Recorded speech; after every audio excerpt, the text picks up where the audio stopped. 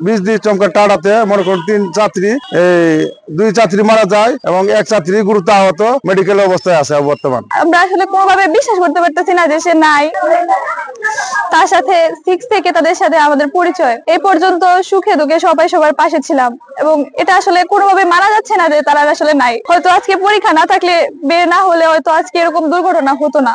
ও আসতেছিল তখন রাস্তার মধ্যে একটা বজ্রপাত এসে মানে তারা আর কি হয়েছে, তখন তাদেরকে সাথে সাথে হাসপাতালে নিয়ে যাওয়া হয়। আমরা ভাবতে পারি নাই যে ওদের এরকম অবস্থা হবে। আমরা অনেক ভালো বন্ধু ছিলাম। আমরা আগের দিনও অনেক আড্ডা দিয়েছিলাম পরীক্ষার পরে, আজকেও দিতাম হয়তো, কিন্তু আজকে একটা বজ্রপাতের কারণে ওর সাথে আজকে দেখা হইলো না। তো আজকে যে এই ঘটনা ঘটবে আমি কখনো কল্পনা করতে পারি নাই। আনুমানিক 1:15টার দিকে আমাদের এখানে 2জন বজ্রপাতের রোগী এসেছে, ব্রড ডেড একদম মারা যাওয়া অবস্থায় এসেছে, আর একজন এসেছেন জীবিতই ছিল। আমরা এখানে প্রাথমিক ট্রিটমেন্ট দিয়ে সৈয়দ নজরুলে রেফার করেছি আর কি, সৈয়দ নজরুল মেডিকেল কলেজ হসপিটালে।